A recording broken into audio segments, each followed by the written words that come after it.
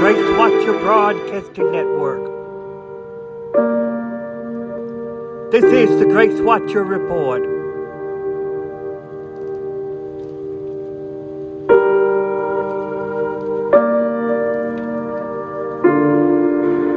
The Mark of the Beast. This is a topic that was coming up in a lot of discussion, especially around the recent events with the COVID-19 pandemic and the very draconian measures that were thrust upon humanity during the pandemic and everything that was going on with this narrative.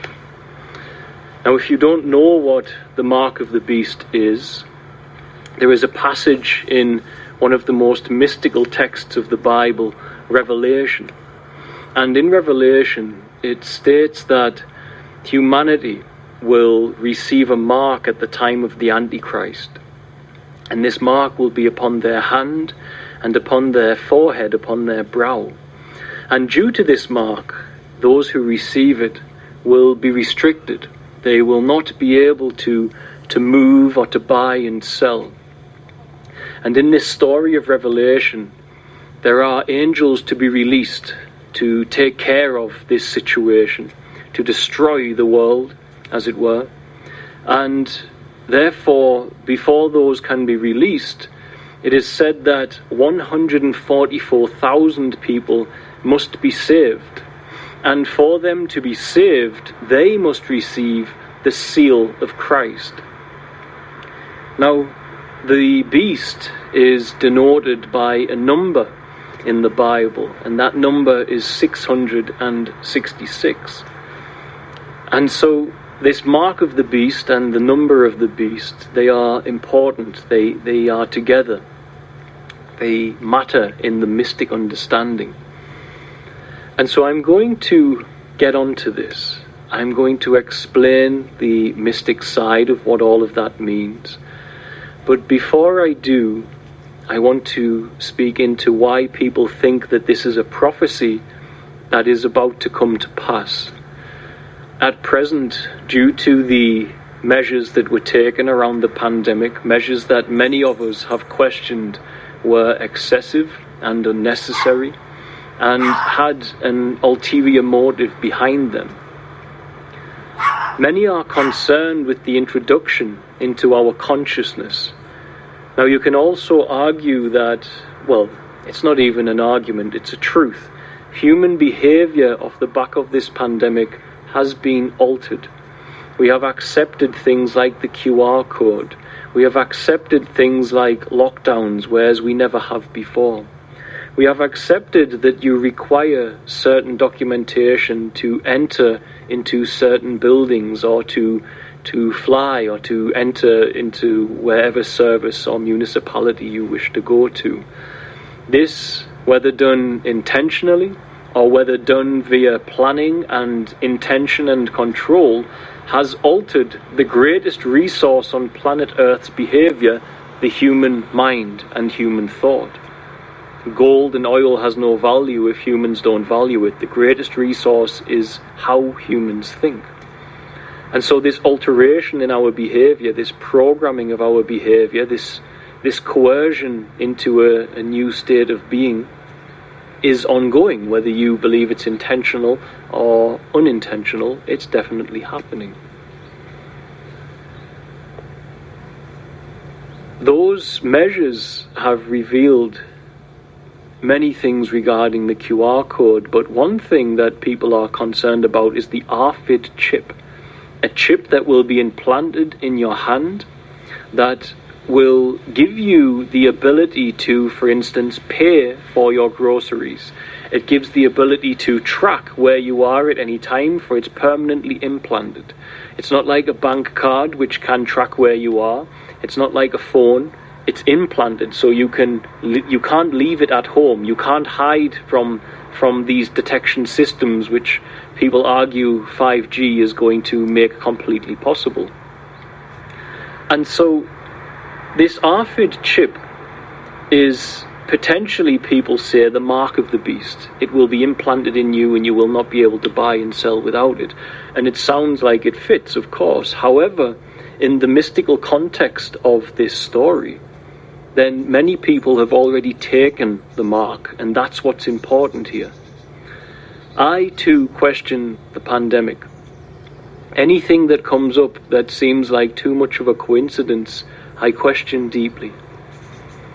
The religions of the world, some of, have a want to use symbology. They have a habit of it. And they use this symbology as part of their belief system. I noticed recently that the UK has started pushing, for all I'm not there, I see it through family, friends and the media. It started pushing the COVID narrative again. It started pushing it, saying we need to get more people vaccinated and boosted. They were going to do this at Christmas, but randomly, by chance, it would happen. They have changed the date of this new initiative to September the 11th, 9/11.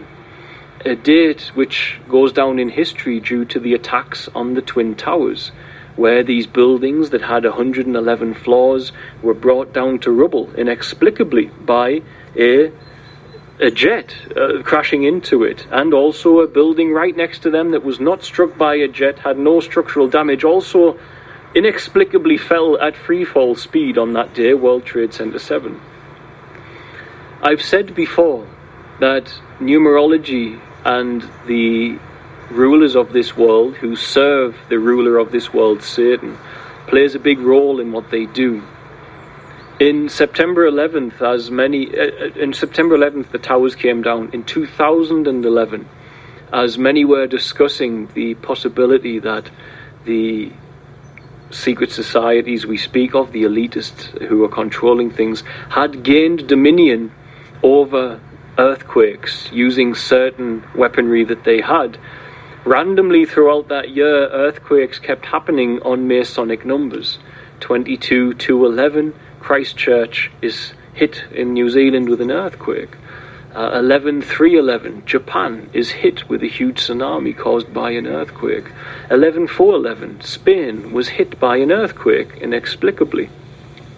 This makes me question.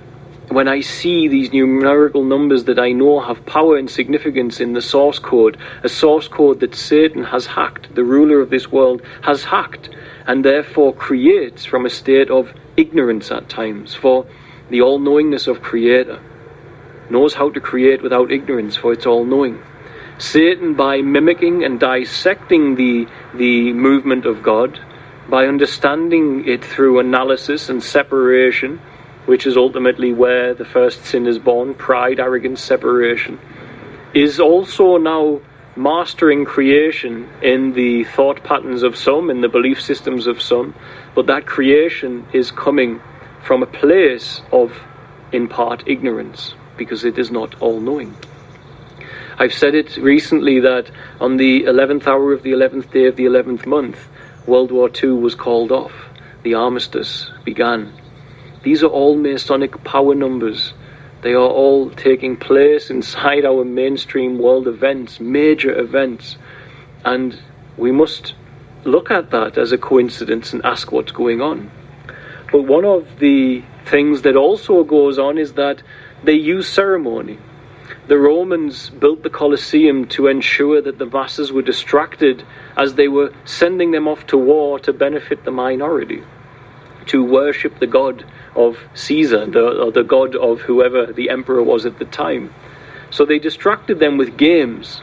And in our modern world, it is also definitely so that we are distracted by games. And some of the ceremonies for these games make you raise an eyebrow. The 2012 Olympics opening ceremony took place in London. London is of profound significance to the New World Order agenda. It always will be, and I'll explain why in a moment. But the 2012 Olympic ceremony was a big deal in the realm of believing that these religions are doing what they are.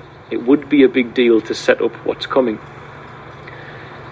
In that ceremony, a huge puppet that looked like Boris Johnson sat up from an NHS hospital bed. This ceremony was steeped in this strange symbology. Boris Johnson then sits up in the middle of the pandemic on national television in the UK, and everybody believed deeply this pandemic, not even the leader of our country can escape it. We're all in danger. We must do what they say. We're all in this together. Beyond there, Boris Johnson's father in the 80s happened to write a novel about a world being reset by a global pandemic. Coincidences like that, they make me look. They make me alert. They make me ask questions whether the devil and his deceptions is at play. And for all you can never guarantee it, you can at least move into the intuition of spirit and discern for yourself what's going on. So I know that the pandemic is indeed, or has indeed, had an impact on humanity and our behaviour. And there are definitely elements to this that come up that make you think perhaps indeed one of these satanic religions which operate in the shadows and yet control much in our world has had its hand in this. If you look at London, it has the Crown. The Crown of England is a private corporation in the centre of London. This private corporation has its own police force. It is not part of the UK. Washington DC is not a state. It is not part of the United States. The Vatican is not part of anything other than its own sovereign state. The Vatican is the religious centre. The UK, the Crown of London, is the financial centre, and Washington the war centre, in among the elitist agenda to bring a new world order. This is why the UK has the strongest currency on earth. It has still the highest value, the Great British Pound, because the financial centre is there. The Crown of England is not the Queen. The Crown is the centre of London where the financial district is based. And so when you understand this and you see this, you must begin to ask questions and ask, what on earth is going on here? In London, you have the London School of Economics training all of the bankers that go out all around the world and go into huge financial institutions and central banks, and at their door is a plaque of a wolf undressing from sheep's clothing, for they were established by the Fabian Socialists. The Fabian Socialists believe that a wolf undressing from sheep's clothing is a power. To be a wolf in sheep's clothing, the ends justify the means, is what they believe, so you can manipulate and coerce humanity into your will. This exists. This is at the door of the LSE. That society also started the second largest political party in the UK. And so it's there. Deception is there. It's embraced. It's even displayed for us to see. And so, yes, I question the pandemic. I totally question everything about it and the notion of this potential of the ARFID chip. It would fit. However, if you believe that the mark of the beast is coming in the future and isn't coming today, you are in trouble. You see, I pointed out during the pandemic often that those who were being irate and angry and fighting and rebelling and saying, I am going to fight this system, I am going to fight this because I don't agree with it. I predicted that all of those people would go quiet as soon as Satan stopped restricting the comfort of their prison cell of worldly desire. Majority, not all, majority. I publicly said this often. Those people, because they're living in a comfortable prison cell, based upon worldly desire that Satan's happy to give them, because they have had that restricted, now they rebel. But now that the Antichrist system, we may call it, has allowed them to live life again as usual, nobody is saying anything. The rebellion fire that had them on the streets protesting has gone. And this is a travesty, because they should still be rebelling against that which causes oppression, that which causes deception inside our politics. And that is, we wrestle not against flesh and blood, but spiritual wickedness in high places. And the only true rebellion that works is not to rebel against the structures that humanity's internal shadowy behaviours have allowed for, but to rebel against the structures within us, to rebel against within us that which allowed us to build these in the first place, that which allowed us to be manipulated or deceived into these states of being on building these things to start with. The true rebellion is always a rebellion of that which is within. The system of control over humanity relies on you never rebelling against that. And that's a fact of our life here. This is just a fact of how it is. And so not all, but it's true, it came to pass that those people, now that they can just indulge back in their worldly lives again and worldly desire, the rebellion is over. And they are not to be seen or heard. But as soon as Satan comes back and restricts their comfortable prison cell, they will rebel again. They will take to the streets. And I say, take to the streets today in the name of Christ, in the name of rebellion against that Satan, that adversary which is making all of this possible. And here lies the story of the mark of the beast. The mark of the beast is something that is going on today inside many people's lives. This mark is not something external in the mystic text. In the mystic text, this mark was pointing you to show you that here today you may be held by this mark, and you must avoid it. You must have the seal of Christ, which you can gain today, not in the future, not at the end of time, but now, today, at the end of the flesh state, at the end of the matrix self, the fallen self that is weakened and obedient to a false god of government in many instances. So the number of the beast is 666. And the mark of the beast is on the hand and on the forehead. This number 666 is denoting a negative human consciousness. Now the mystics used numerology, and you have to understand it. In numerology, if you add 6 to 6 to 6, you get 18. But you can't have 18. A double digit never stands in numerology unless it's a master number, an 11 or a 22. And so you must add the 1 to the 8, and now you get a 9. 9 was always used to represent the number of human consciousness. Human consciousness dominated by the flesh, by Satan, is that number of the beast, 666. And of course, those who must be saved by the seal of Christ are also needing to change their consciousness to be in line with Christ. 144,000. 1 plus 4 plus 4 plus the zeros is 9. It's the same thing as saying fire can heat your home or burn it down. It's human consciousness can also help you, or it can destroy you. It depends where it goes. Does it go to the seal of Christ, the 144?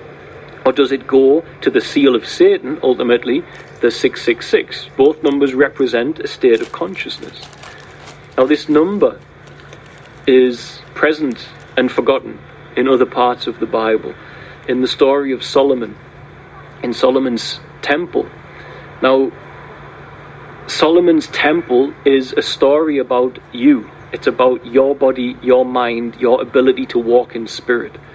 It's not purely some historical character, and we are missing the truth by reflecting it as history or as something that we pursue externally.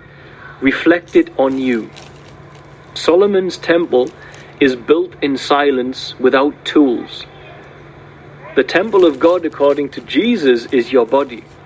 To build Solomon's temple, which I've done a video on before, and you may want to watch it, is to build yourself, to edify yourself into the presence of Christ, so ultimately, in Jesus' words, you walk in spirit.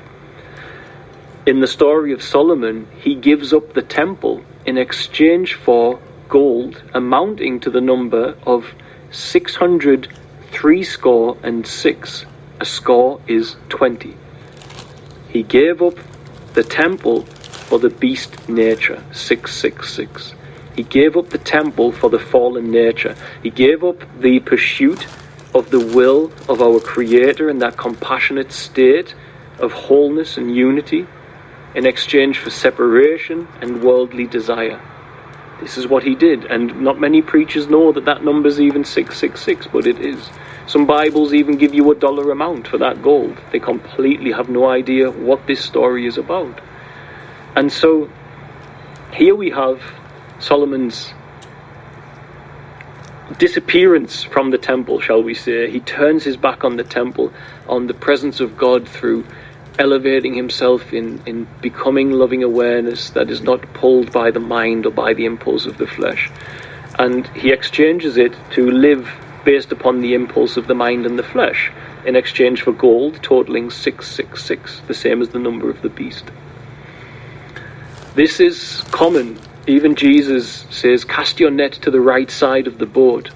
And if you know the numerology, which I have studied in my past, hence my mentioning the 11s and 911 and so on, and seeing these patterns that require some questioning around the religious systems who exist in this world and believe upon this as well, then Jesus said, cast your net to the right side and you will catch 153 fish. 1 plus 5 plus 3 is 9. The right always represents spirit side of man, east and right. The right hand of God, the promised land is in the east. Cast your net to the right side. The Magi approached from the east. It always represents the same thing. The spirit side of man is the right and the east. And 153, so when you cast your net to the right, when you allow consciousness from there to be, you will find the positive human consciousness. You will be consciously aware in the Christic loving awareness state. If you cast it to the left and you catch 666 fish, or however many he would denote it to be, then you will live in the negative consciousness. You will live from the flesh. The hand in mysticism is a representative. Now, this is not guesswork. This is a documented language, and it existed throughout history alongside the scriptures. And so you can't just say that's your opinion. This is a fact. If you're going to say that the scripture is a fact, you must agree that the writings next to it that were decoding it at the time it was written are also a fact. And there's a dictionary called Gaskell's Dictionary of Myth and Scripture. Helps you to interpret these. There's many others, but this is a great one. To interpret these sayings. And these sayings matter. Because if today I said to you, I am going to spill the beans, would you think I'm going to share the truth about a secret? Or would you think I'm going to spill some beans? Well, the context matters, of course. If I'm standing with a can of beans, then, but if I say it in a certain way, you know it means divulging a secret. These are the dark sayings of the Bible. This is what it says, I will speak in dark sayings. Parables, dark sayings of old. So, if we look at this, the word hand is the self-directed activity. And what that means is, as I've often said here, if you walk by faith, then you walk through a space where you're not analysing your way through life. You're feeling your way through. Your brain is not frantically processing, weighing up, analysing everything. Personal history, personal self, it is not present in this moment, determining the movement of your life. What is present in this moment is a loving awareness state with you that is connecting to God through the subtle whispers of this moment, and that is determining the direction of your life. The hand represents the non-awareness state. It represents doing it through analysis. And in analysis, you do it through separation. For if you analyze reality, you create an analyzer inside you and a subjective analysis outside. There you've immediately created separation from all things, and with it your God, by creating a personal meanness, an image of self based in thought.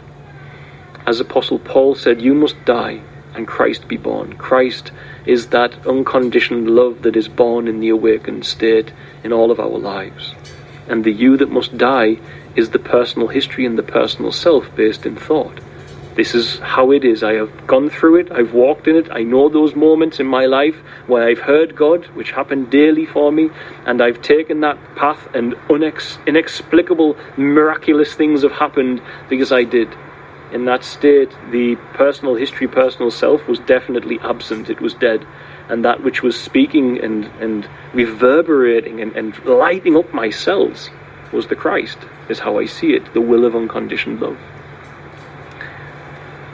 And so the hand is the analytical, self-directed personal meanness.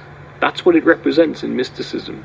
So when you take the mark of the beast on your hand, in the mystic context of this, you take the flesh consciousness, and from that state of being, you cannot serve God.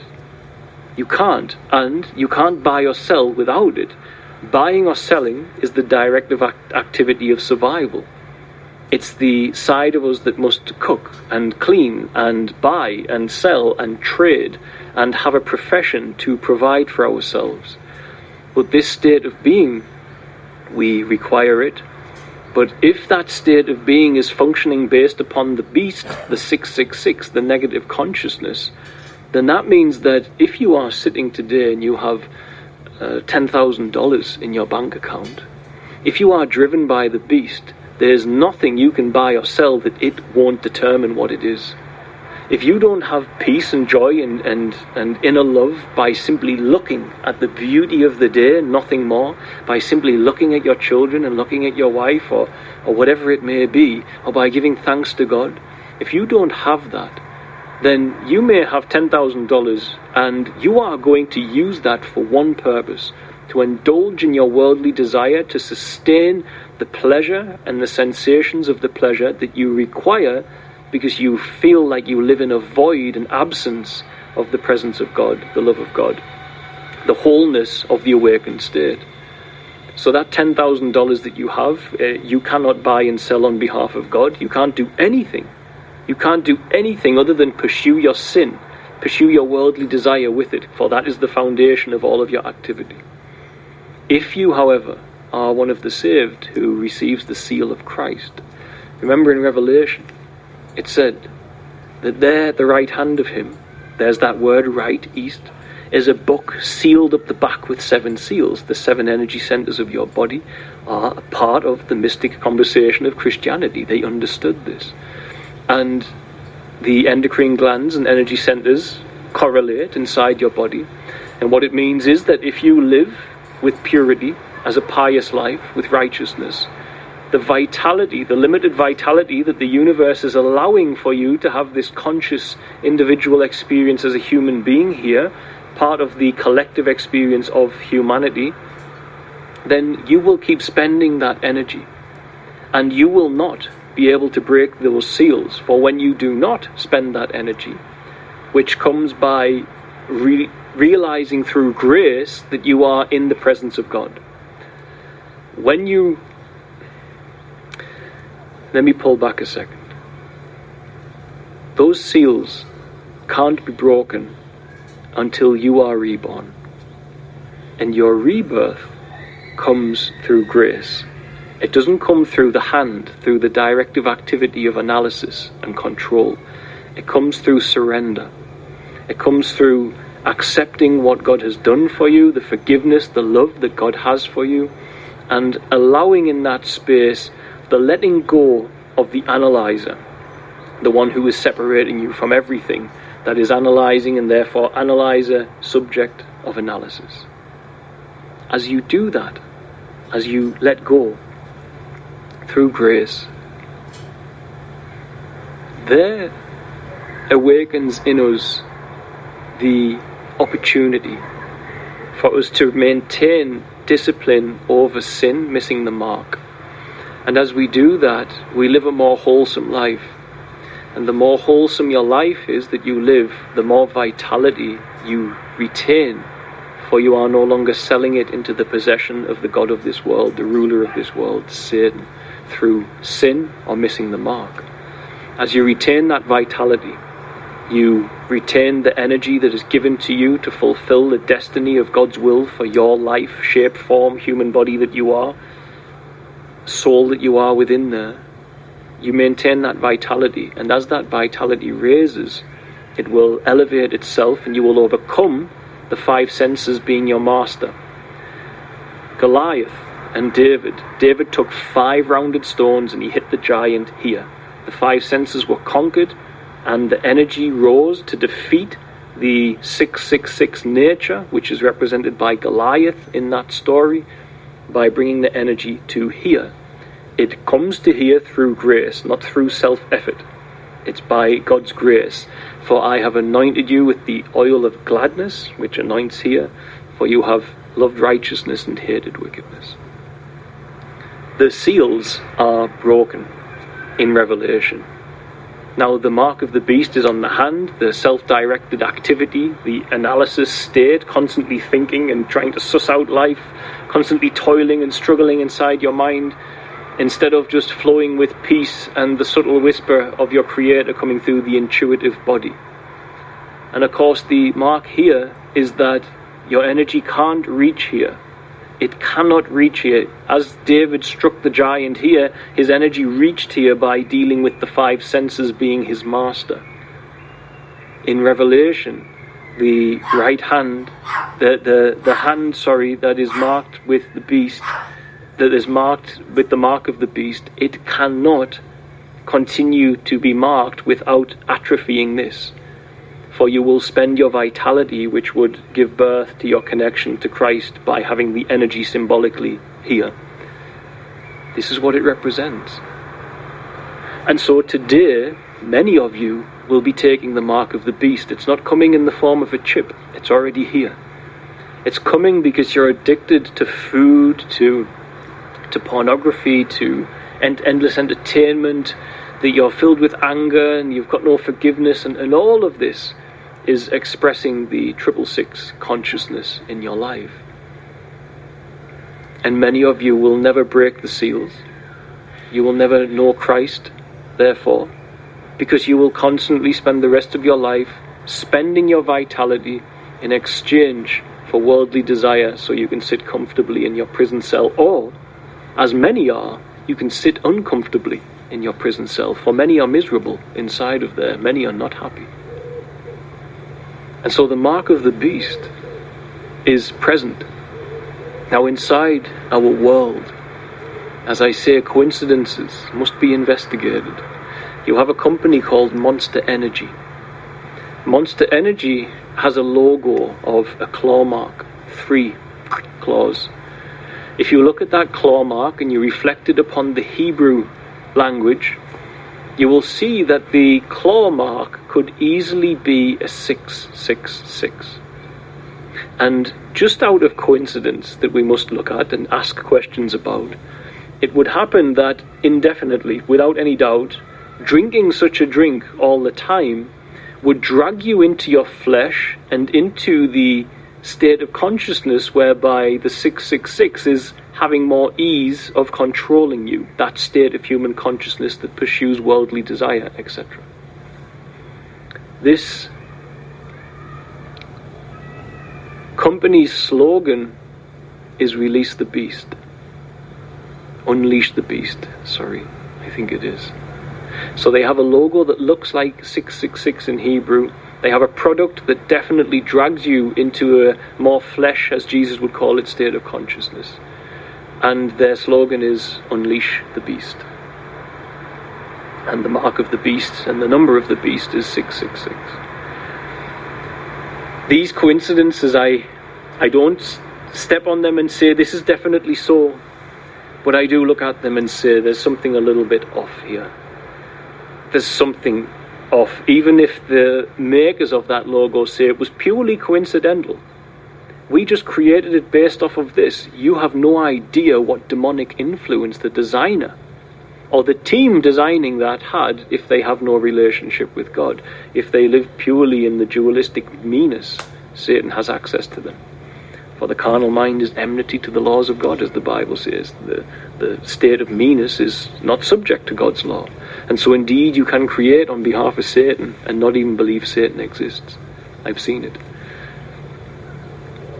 And so here we have a mystic explanation, if you can digest it, of what that would mean, this mark of the beast. And also that some of you are probably I take that mark by accident often. I'm not perfect by any measure. but I at least know the goal. I know the target every day, and I know when I have gone into it, and I know how to get out of it. Many of you today will be living under that 666, and something, your soul is whispered, and that's why you're here listening to someone like me who has gone through that and seen it. And you're listening because you want to be set free. You're listening because you want true freedom. You don't want the comfortable prison cell. You don't want the fake awakening from the matrix of having all of your worldly desires. You don't want this, I think it's theistic Satanism, enlightenment through perversion or indulgence in worldly desire until you're tired of it. I think that's the term. I may be wrong. What you want is freedom, love, healing, nurturing. And it's yours. Here and now, you are one of the 144,000. There's not a limit on how many can be saved by the seal of Christ. It's that number is there only to represent that you can alter your consciousness, as the 153 in Jesus casting the net. It can alter your consciousness to be sealed under Christ, to be free from the beast nature and the mark of the beast. And if you don't understand this, then know this. If you take out every secret society, if you take out every world leader today that you believe is behind the problem of this pandemic, and leave behind the uninformed, the uneducated, the unaware of these societies and their religion, in a few hundred years, I guarantee you that Satan will organize laymen, people like you and I, working class people, middle class, he will organize them into positions of power. And he will organize them into secret societies, and he will organize them into situations where they embrace deception as a power, as a tool. And all of that will be made possible because the masses that were left behind when those leaders were eradicated had rebelled externally against the structures that were created by humanity, instead of rebelling against the humanity within us that psychologically and within our nature, our fallen nature, gave way for those things to either be deceived into it or to be whispered to by the demonic to do it, or made us build it in our lack of morality and from our human selfish nature and hunger for power and control. It is not an external problem. The problem's you and me. In those people, the same problem that exists in world leaders serving Satan, that have been afflicted by the fallen ones, that lay dormant in you. And if they were not there, you may well be the one in that position, if you haven't rebelled against the structures of Satan that exist inside your fallen meat suit, that exist inside this fallen body, and set the Christ free, the soul free from your body, so it can move in the will of unconditioned love, and with such a veracity, such a power of love in its heart, that temptation from the worldly matrix has no impact. In those moments where you are filled with the presence of the awakened state, of the presence of Christ, of the spiritual rebirth, temptation just has no flavour, none.